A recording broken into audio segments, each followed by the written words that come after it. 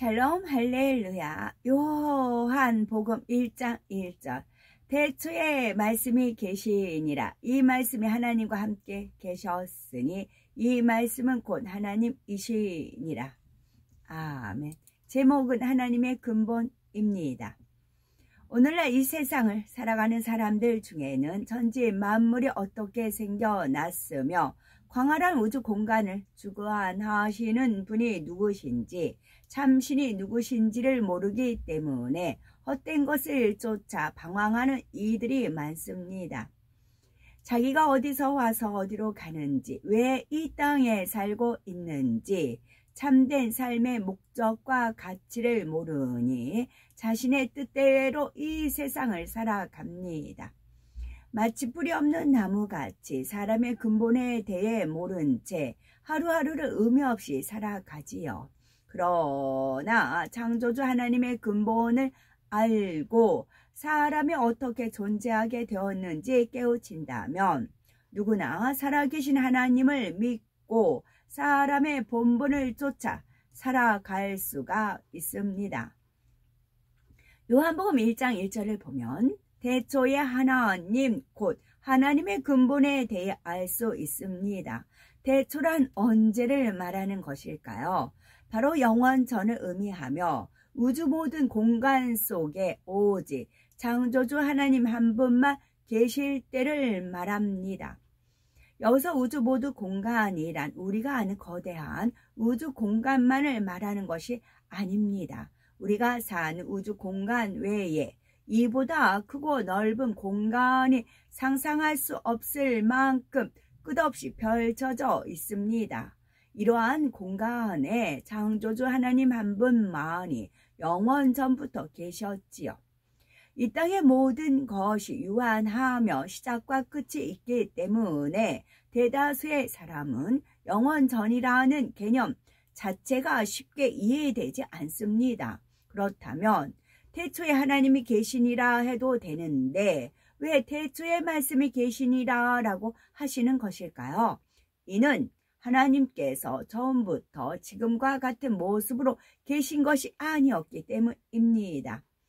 이 세상 사람들은 한계가 있기 때문에 무엇이든지 보고 만질 수 있는 실질적인 형상을 추구합니다. 그래서 이런저런 우상을 만드는 등 늘 형상화된 신을 찾지요. 하지만 어찌 사람이 만든 우상이 천지 만물을 창조하는 신이 될 수가 있고 인간의 생사화복을 주관하며 인류 역사를 주관할 수 있겠습니까? 태초의 말씀으로 계셨던 하나님께서는 때가 이르러 사람이 하나님의 존재를 인식할 수 있어야 하기 때문에 스스로 형상을 입으셨습니다. 과연 태초에 하나님께서는 어떻게 존재하셨을까요? 어떤 이름이나 형상도 필요가 없는 아름다운 빛과 소리로 존재하셨습니다. 바로 소리를 머금은 빛으로 계시면서 모든 우주 공간을 다스리셨지요. 요한일서 1장 5절에 하나님은 빛이시라 말씀하신 대로 빛으로 모든 우주 공간을 두르고 그 빛 가운데 소리를 머금으셨습니다. 그 소리가 바로 말씀입니다. 태초에 말씀으로 계시던 근본 하나님께서는 때가 이르자 한 가지 계획을 세우십니다. 이것이 바로 인간 경작입니다. 간단히 말하면 이 땅에 인간을 창조하고 번성하게 하셔서 그들 중에 하나님을 닮은 참 자녀로 나온 영혼들을 아름다운 천국으로 들여 영원토록 사랑을 나누며 행복하게 사시려는 계획입니다. 이처럼 인간 경작을 계획을 세우신 하나님께서는 준비 작업을 하나하나 이루십니다. 첫 번째가 공간을 나누는 것이었지요. 본디 모든 공간이 하나였는데 인간 경작을 위해 필요에 따라서 여럿으로 나누신 것입니다. 그런데 공간을 분리한 뒤에 매우 중요한 사건이 일어났습니다. 태초에 근본의 빛과 소리로 존재하시던 근본 하나님이 성부, 성자, 성령 삼위일체 하나님으로 존재하시게 된 것이지요.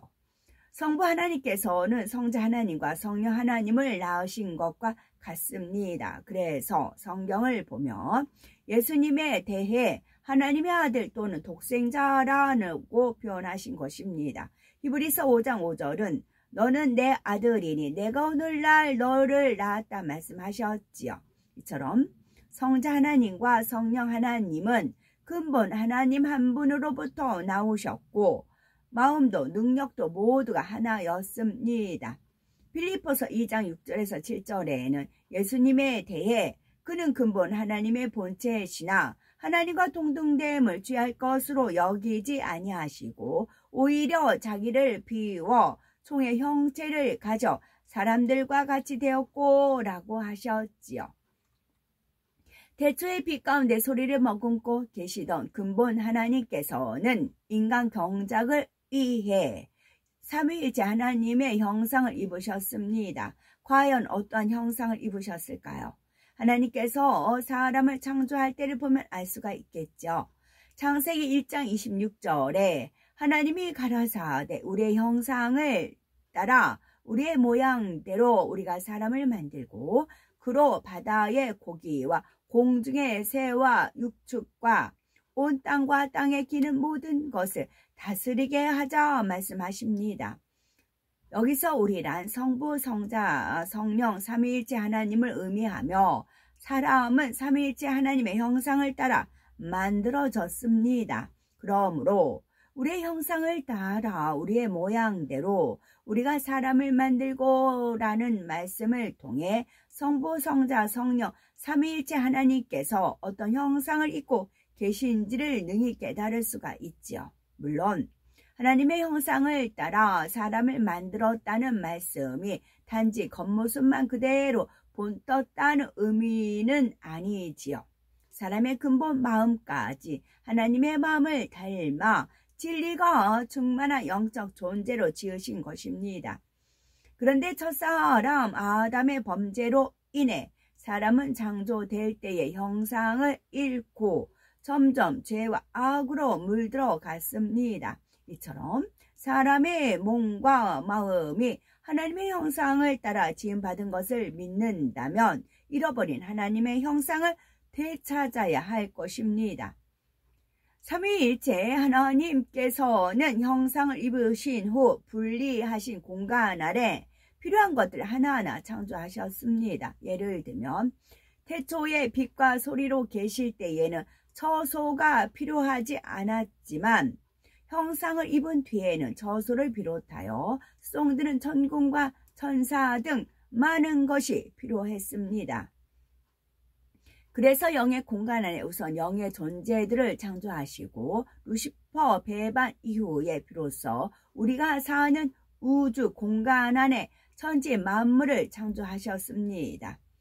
삼위일체 하나님과 천군 천사들이 영의 공간에서 이루 헤아릴 수 없을 만큼 수많은 세월을 함께 지낸 뒤 마침내 육의 공간에도 천지 창조가 이루어진 것입니다. 사람이 살아갈 수 있는 모든 환경을 만드신 뒤 마지막으로 하나님의 형상을 따라 사람을 창조하셨습니다. 그러면 수많은 천군과 천사가 있는데도 굳이 사람을 만드신 이유는 무엇일까요? 바로 참 자녀를 얻기 위해서입니다. 참 자녀란 하나님을 닮은 자녀로서 하나님과 참 사랑을 나눌 수 있는 존재를 말합니다. 천군과 천사는 특별한 몇몇을 제외하고는 로봇과 같이 하나님 말씀에 무조건 복종하고 섬기는 존재입니다. 반면에 사람은 자유의지 가운데 중심에서 우러나오는 순종과 사랑을 나눌 수 있는 존재이지요. 아무리 자신의 뜻대로 움직인다 해도 자녀보다 로봇을 더 좋아할 부모는 없을 것입니다. 진정 마음을 주고받을 수 있는 자녀가 더 사랑스럽고 좋지요. 사람은 자유의지 가운데 중심에서 우러나오는 마음으로 하나님께 순종하며 사랑할 수 있는 존재입니다.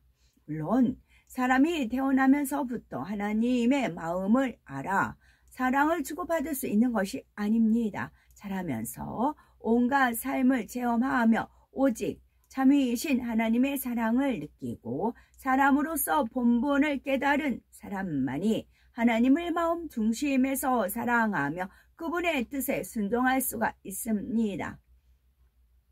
이러한 사람은 누가 시켜서 사랑하는 것이 아닙니다. 무엇이 두려워서 하나님의 말씀에 순종하는 것이 아닙니다. 자유의지 가운데 마음 중심에서 하나님을 사랑하고 감사하며 그러면서도 변함이 없지요.